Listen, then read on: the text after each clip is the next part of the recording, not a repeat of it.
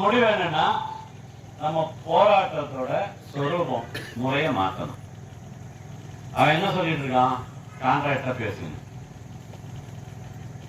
அப்புறம் என்ன சொல்றான்? அன்கண்டிஷனலா ஸ்ட்ரைக்கை நிறுத்துன்னு. ஸ்ட்ரைக்கை நிறுத்தின முன்னாடி எங்க வேலைக்கு போகணும்? எங்க வேலைக்கு போகணும்? அங்கதானே வந்தோம். எங்க இருந்து வந்தோமோ நம்ம இருக்கிறதுல வேற ஆள் இருந்தா ஒத்துக்க முடியுமா? முடியுமா? முடியாது. அப்போ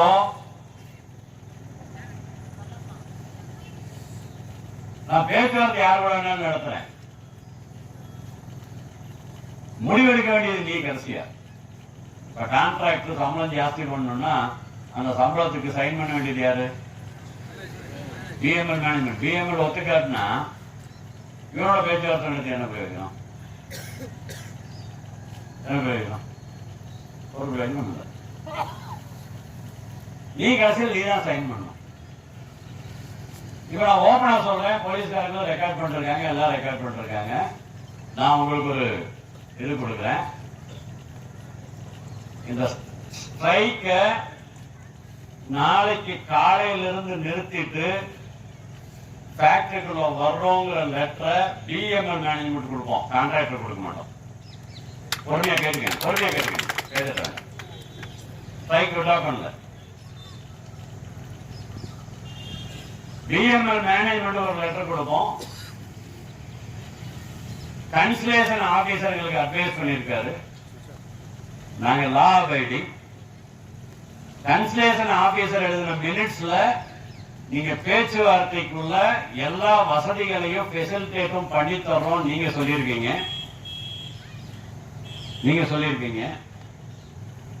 இந்த சர்ச்சைகளோட ஆதாரத்துல பேச்சுவார்த்தை சுமூகமா நடக்கிறதுக்காக இப்ப நடக்கக்கூடிய போராட்டத்தை தள்ளி வைக்கிறோம்னு யாருக்கு லெட்டர் எழுதுறோம்? பிஎம்எல் மேனேஜ்மெண்ட் எழுதுறோம், கான்ட்ராக்டருக்கு இல்ல. எழுதிட்டு பொறுமையா கேட்டுக்கிட்டீங்க, யாரும் டென்ஷன் ஆக வேண்டாம். இதை எழுதிட்டு அந்த லெட்டரை இன்னைக்கு சாயந்தரம் கொடுக்குறோம். நான் இந்த லெட்டரை வாங்க மாட்டேன், இந்த லெட்டரை கான்ட்ராக்டர் கொடுங்க, நாங்க கான்ட்ராக்டர் கொடுக்க மாட்டோம். ஸ்ட்ரைக் தொடரும். இந்த லெட்டர் உங்களுக்கு கொடுத்தாச்சு. நாளை காலையில கேட்டுட்டு வர்றோம். எல்லாத்தையும் உள்ள விட்டா உள்ள போறோம். வர்றோம். முதல்ல யார விடுறோம்? சப் கான்ட்ராக்டர் ஹவுஸ் கீப்பிங்ல வந்தவங்கள முதல்ல ஃபேக்டரிக்குள்ள விடுறோம். அவனை விட்டா நாங்கெல்லாம் ஃபாலோ பண்ணி உள்ள வர்றோம். விடல, கேட்டு முன்னால உட்காந்துக்கிறோம். நீ எனக்கு எதுக்கு சம்பந்தம் இல்ல, நீ எனக்கு இல்ல ஸ்ட்ரைக் லெட்டர் கொடுக்க வேண்டியது, நீ கான்ட்ராக்டர் கொடுக்கணும். கான்ட்ராக்டர் நான் கொடுக்க மாட்டோம், ஏன்னா நீ ஃபெசிலிட்டேட் பண்றேன்னு சொல்லியிருக்கு. நான் உனக்கு லெட்டர் கொடுக்குறேன், அந்த லெட்டர் கான்ட்ராக்டர் அனுப்பு. கான்ட்ராக்டர் பேச்சுவார்த்தை கூப்பிட்டு 9ஆம் தேதிக்குள்ள என்ன பண்ண போறேன்னு சொல்லு. இல்லன்னா திருப்பி நோட்டீஸ் கொடுக்கிற வேலை இல்ல. நீ பேச்சுவார்த்தை நடத்தல, நாடகம் அடுத்த நாள் கேட்ல இருந்து வெளியில் எடுப்பேன். போராட்டம் நிக்கல, ஜஸ்ட் தள்ளி வைக்கிறேன். இவ்வளவு லெட்டர் நம்ம கொடுக்கணும் அப்படிங்கிறது என்னோட சஜஷன். ஏன் அப்படின்னு கேட்டீங்கன்னா தெளிவா புரிஞ்சுக்கங்க. அவனுக்கு ஒரு நம்பிக்கை இருக்கு. இந்த ஒற்றுமை எப்படியோ வந்துருச்சு, போராட்டத்துல ஒரு உற்சாகத்துல ஒரு ஆவேசத்துல வந்துருச்சு. ஒரு தடவை உள்ள வந்துட்டான்னா திருப்பி இந்த ஒற்றுமை இருக்காதுன்னு நம்ம தெளிவா சொல்ல வேண்டியது என்ன? நான் வெளியில வரும்போது ஒவ்வொரு யூனியனா வெளியில வந்தேன், திரும்பி உள்ள வரும்போது ஒன்னா வர்றேன், ஒரே ஆள வர்றேன்னா உள்ள என்னை ஒன்னால உடைக்க முடியாதுன்னு ஒரு செய்தியை கொடுக்கணும். இது முக்கியமா நம்ம கொடுக்க வேண்டிய நியூஸ். நிச்சயமா எனக்கு நம்பிக்கை இருக்கு, எனக்கு ஒத்துக்க மாட்டாங்க. யார் ஒத்துக்க மாட்டான்? மேனேஜ்மெண்ட். சரி சார், நீங்க புத்திசாலி, நீங்க கணக்கு போட்டீங்க, அவன் ஒத்துக்க மாட்டான்னு கணக்கு போட்டீங்க. ஒருவேளை ஒத்துட்டு உள்ள விட்டுட்டு நம்மள உடச்சிட்டான். உங்களோட புத்திசாலியா நீங்க கணக்கு போட்டீங்க. ஆனா அவன் உங்களோட புத்திசாலியா யோசனை பண்ணி வா வா வா உள்ள வா, நான் பாத்துக்கிறேன், உள்ள வந்த முன்னால உனக்கு எப்படி உனக்கு எப்படி உனக்கு எப்படின்னு சொல்லி உடச்சிட்டானா என்ன பண்றது? நீங்க சொல்றது உள்ள போயிட்டா உடச்சுவான், திருப்பி நம்மளால ஒண்ணு சேர முடியாது. அதான் நாய் கூட மதிக்காது, உள்ள போயிட்டா நாய் கூட மதிக்காது.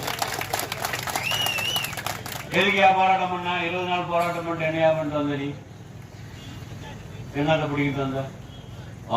ஆட்டம் இல்லை, வெறுங்கையை வச்சுட்டு உள்ள வந்திருக்க இப்படி சொல்லுவான்.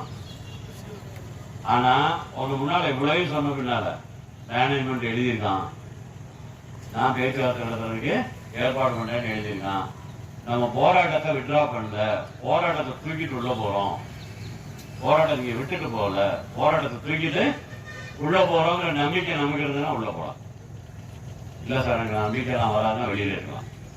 நான் சொல்லல, ஒன்றும் அவசரப்படாதீங்க, நான் சொல்லி முடிச்சாதான் இப்ப நீங்க அவங்க அபிப்பிராயம் சொல்லுங்க. உங்க முடிவு தானே, முடிவு உங்களுக்கு தானே. நான் முதல்ல அந்த முடிவு மாட்டேன், நம்ம உங்க முடிவு உங்களுக்கு இல்ல, நாங்க உள்ள போக மாட்டோம், அவங்க முடிவு. இப்படி பண்றதுனால என்ன ஆகும் அதை புரிஞ்சுக்கிடுங்க. இதான் நம்ம புரிஞ்சுக்க வேண்டியது. நம்ம ஆவேசத்துல முடிவு எடுக்கிறதுக்கும் அறிவோட முடிவு எடுக்கிறதுக்கும் வித்தியாசம். ஒருவேளை நம்ம அங்க போயிட்டு அவன் விடலைன்னா வேலை நிறுத்தம் தொடரும். ஆனா அதுக்கு பேர் வேலை நிறுத்தம் இல்ல, லாக் அவுட். கனடால பீகமுத்துல இங்கிலீஷ்ல என்ன சொல்லுவாங்க, தமிழ்ல என்ன சொல்லுவாங்க லாக் அவுட்டுக்கு?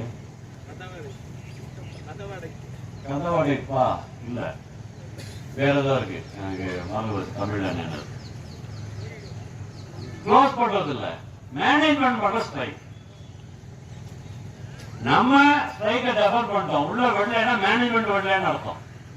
நாளைக்கு 9ஆம் தேதி கன்சலேஷன் வந்தா ஸ்ட்ரைக்ல ப்ரைவேட் ஆகிறது, லாக் அவுட் ப்ரைவேட் ஆகும், தொடர்ந்து பேச்சுவார்த்தை நடத்தக்கூடிய நிலைமை வரும். அந்த நிலைமையை கொண்டு வரணும் புத்திசாலித்தனமா.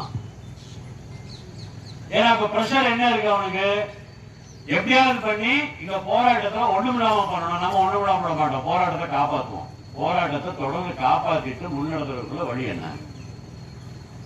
நம்ம தலைவணங்க கூடாது. இதுல எந்த நம்பிக்கையோட தொழிலாளி போராட்டத்துக்கு வந்தாலும் அவனுக்கு ஒரு விடுதலை வாங்கி கொடுக்க வேண்டியது நம்ம எல்லாரோட பொறுப்பு, சங்கத்தோட பொறுப்பு. நம்ம எல்லாரும் ஒற்றுமையா நிக்கணும். அப்படி ஒரு முடிவு எடுத்தோம்னா நாளைக்கு அவன் விட மாட்டேங்கன்னா போராட்டம் நடக்கும். விட்டானா உள்ள போறோம், பேச்சுவார்த்தை ஆரம்பின்னு சொல்றோம். ஆரம்பிக்கிறதுக்கு என்ன பண்ணணும் நான் சொல்லிடுறேன், அப்புறம் நீங்க பேசுங்க, என்ன டவுட் இருந்தாலும் கேளுங்க. நான் முதல்ல உங்களுக்கு ஒரு வார்த்தையை சொல்லிடுறேன். நான் உங்களுக்கு ஒரு ஐடியா சொல்றேன்னு வச்சுக்கீங்களேன், என்னோட அபிப்பிராயத்தை உங்களுக்கு சொல்றேன். அந்த அபிப்பிராயத்தை நீங்க வேணாம்னு சொல்றீங்கன்னா எனக்கு நிச்சயமா வருத்தப்பட மாட்டேன், நான் வருத்தப்பட மாட்டேன். இது உங்களோட தெளிவான முடிவெடுக்கிறதுக்காக நான் சொல்லக்கூடிய இது. நீங்க யோசிச்சு முடிவெடுக்கணும். கடைசியில் நம்ம எல்லாரும் சேர்ந்து என்ன முடிவு எடுக்கிறோமோ அந்த முடிவுக்கு எல்லாரும் ஒற்றுமையா நிற்கணும். நம்ம ஒற்றுமைக்கு நம்ம முடிவு பாதகமாக கூடாது. நம்ம ஒற்றுமைக்கு முதல்ல நமக்குள்ள ஒற்றுமை, அப்புறம் நமக்கு என்ன இந்த போராட்டத்தை முன்னெடுத்திட்டு இருக்கோம் அவங்களுக்குள்ள நம்பிக்கை, அதுக்கு பாதகமா இது ஆயிடக்கூடாது. அந்த ஒரு சுய நம்பிக்கைன்னு சொல்லுவோம்ல, ஆத்ம விசுவாசம் சொல்லுவாங்க கன்னடத்துல, அந்த செல்ஃப் கான்பிடன்ஸ், அதுக்கு பங்காயிடக்கூடாது. இப்படி ஒரு நிலைமைக்கு வந்தோம்னா மேனேஜ்மெண்ட் மாட்டிக்கிறோம், பேச்சுவார்த்தை நடத்தணும். நம்ம 1 மாதம் சொல்லியிருக்கோம், 1 மாசத்துக்குள்ள பாசிட்டிவா போகலைன்னா நெக்ஸ்ட் எப்ப வேணாலும் நம்ம ஸ்ட்ரைக் ஆரம்பிக்கலாம், போராட்டத்துக்கு போகலாம். அந்த டயத்துல நம்ம பிளான் பண்றது என்னன்னா, மைசூர்காரன், பெங்களூர்காரன், பாலக்காட்டுக்காரனையும் கூப்பிட்டு இது எல்லாத்துக்கும் சேர்த்து பேச்சுவார்த்தை நடத்துறதையா, நான் மட்டும் நடத்த முடியாது, நீயும் போராட்டத்துக்கு வான்னு இந்த ஒற்றுமைய எல்லா பிளான்ட்டுக்கும் எக்ஸ்பேண்ட் பண்ணணும். அதுக்காக ஒருவேளை நாளைக்கு அவன் நம்மளை உள்ள விட்டாலும் விடாட்டினாலும் 1ஆம் தேதி இல்ல 2ஆம் தேதி எல்லா பிளான்ட் லீடர்ஸையும், கான்ட்ராக்ட் ஒர்க்கர்ஸ் லீடர்ஸ் என்ன இருக்காங்க, அதுல இருக்கக்கூடிய ஸ்கில்டு, அன்ஸ்கில்டு, டிசிஎல் எல்லா லீடர்ஸையும் 1ஆம் தேதி இல்ல 2ஆம் தேதி பேசிட்டு, அவங்களோடையும் பேசிட்டு எல்லாத்தையும் மீட்டிங் கூப்பிடணும். பேச்சுவார்த்தை நடத்தினா எல்லா பிளான்ட்டும் ஒரே மாதிரி எப்படி பேசணும். ஏன்னா நீங்க ஒரு மாதிரி பேசுறது, அவன் ஒரு மாதிரி பேசுறது, அவனை ஆல்ரெடி பிரெயின் வாஷ் பண்ணி வச்சிருக்கான் மைசூர்காரன், பெங்களூர்காரன். அவனுக்கு என்ன சொல்லி கொடுக்கணும், நம்ம எல்லாம் சேர்ந்து ஒரே நிலைமை எடுத்து இந்த மாதிரி பேச்சுவார்த்தை போகணும், எல்லாருக்கும் ஒரு விமோசனம் கிடைக்கணும் அப்படிங்கிற முடிவு வரணும். இதுல என்ன ஒரு முக்கியமான விஷயம் நீங்க கவனிக்கிறது, மினிமம் வேஜஸ் தான் நான் கொடுப்பேங்கிறது பிஎம்எல் மேனேஜ்மெண்டோட நிலைமை. யாருக்கு? Contract labour. மினிமம் வேஜஸை விட அதிகமா கூலி வாங்குறதுக்கு எனக்கு உரிமை இருக்குங்கிறது நம்ம நிலைமை. மினிமம் வேஜஸ் நிர்வகித்தாரங்க கூப்பிட்டு நான் ஊதிய ஒரு பண்ற ஒப்பந்தம் பண்றது இல்ல. மினிமம் வேஜஸ் கூட ஆகாட்டினாலும் இன்னைக்கு இருக்கக்கூடிய நிலைமையில என்னோட வாழ்க்கையை நடத்துறதுக்கான சம்பளத்தை வாங்குறதுக்கு எனக்கு உரிமை இருக்கு, கொடுக்கறதுக்கு உனக்கு தகுதி இருக்கு. பிஎம்எல் மேனேஜ்மெண்ட் தகுதி இருக்கு, தகுதி இல்லாம இல்ல. தகுதி இருந்தாலும் கூட நான் மினிமம் வேஜஸ் மட்டும் தான் கொடுப்பேன், மினிமம் வேஜஸோட அதிகமா கொடுக்க மாட்டேன்னு நீ சொன்னா நான் ஒத்துக்க மாட்டேன். இதான் இந்த போராட்டத்தோட முக்கியமான பிரச்சனை. மினிமம் வேஜஸோட அதிகமா கொடுக்க மாட்டேன், நான் மினிமம் வேஜஸ்க்கு நிக்க மாட்டேன், அதோட அதிகமா வேணும். இதான் இந்த போராட்டத்தோட முக்கியமான கோரிக்கை. அது கூட கிராஜுவேட் வேணும், பெர்மனன்ட் வேணும். இது எல்லாத்தையும் உட்காந்து பேசணும். பேசுறதுக்கான வாய்ப்புகளை நம்ம இழந்துடக்கூடாது.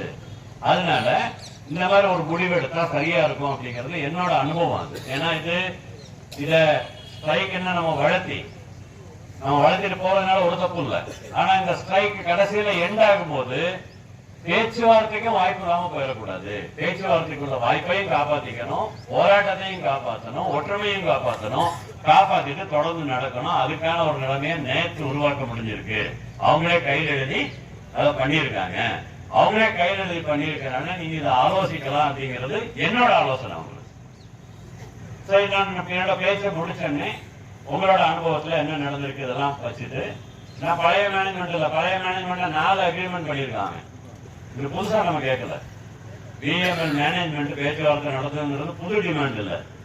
ஆல்ரெடி போன தடவை பிஎம்எல் மேனேஜ்மெண்டே பேச்சுவார்த்தை நடத்தியிருக்காங்க. 4 போன தடவை பிஎம்எல் மேனேஜ்மெண்டே பேச்சுவார்த்தை நடத்தியிருக்காங்க. இப்ப மட்டும் ஏன் பிஎம்எல் மேனேஜ்மெண்ட் எனக்கு உனக்கு சம்பந்தம் இல்லைன்னு சொல்லணும்? நோவேர் கனெக்டட் டு ஏன் சொல்லணும்? அதான் முக்கியமான பிரச்சனை. இது ஏஜிஎஃப் மேனேஜ்மெண்ட் லோக்கல் மேனேஜ்மெண்ட் பிரச்சனை இல்லை. It's corporate issue.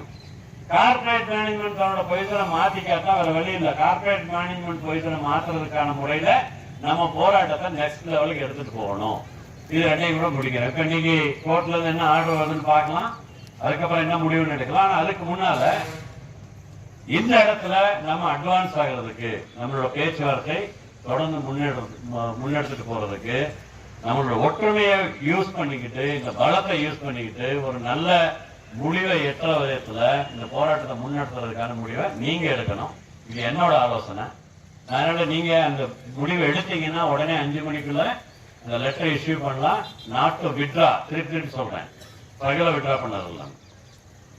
அவன் சொல்லுவான் வித்ரா பண்ணாதான் சொல்லுவான், வித்ரா பண்ண மாட்டோம், டெஃபர் பண்றோம். we are ready to resume work provided management யாரையும் விக்டிமைஸ் பண்ணக்கூடாது. ஒரே ஒருத்தனை கூட ஸ்ட்ரைக்ல பார்ட்டிசிபேட் பண்ணான்னு வேலையில இருந்து எடுக்கக்கூடாது.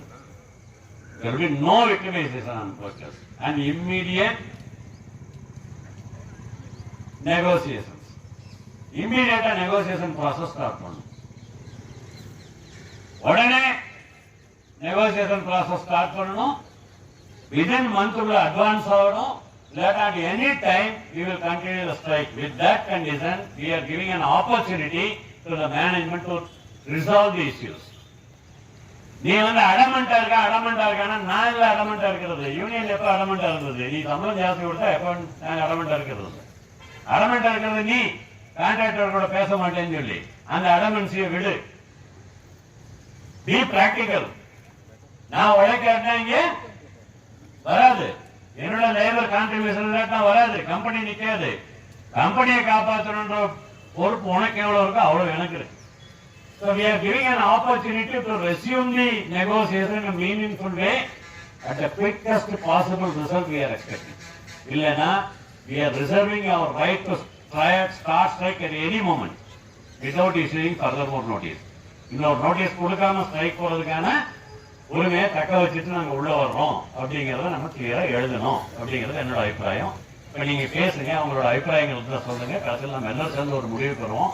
சண்டை போட வேண்டாம். என்ன முடிவு எடுத்தாலும் நம்ம ஒற்றுமையா ஒரு முடிவுக்கு வருவோம். யாரும் பலவந்தம் பண்ண வேணாம். நானும் உங்களை பலவந்தம் பண்ண மாட்டேன். நம்ம எல்லாரும் சேர்ந்து ஒரு முடிவுக்கு வருவோம். இது என்னோட ஆலோசனை. இந்த ஆலோசனை அவங்க முன்னால வைங்க. ஒர்க்கர்ஸ் என்ன சொல்றாங்களோ அதுக்கு தகுந்த மாதிரி முடிவு எடுக்கலான்ட்டு எல்லா லீடர்களும் சொன்னாங்க. அதனால உங்க முன்னால நான் அதை நேரம் வச்சிருக்கேன். உங்களுடைய கருத்துக்களுக்காக நான் எதிர்பார்க்கிறேன். நம்ம சேர்ந்து ஒரு முடிவுக்கு வருவோம்.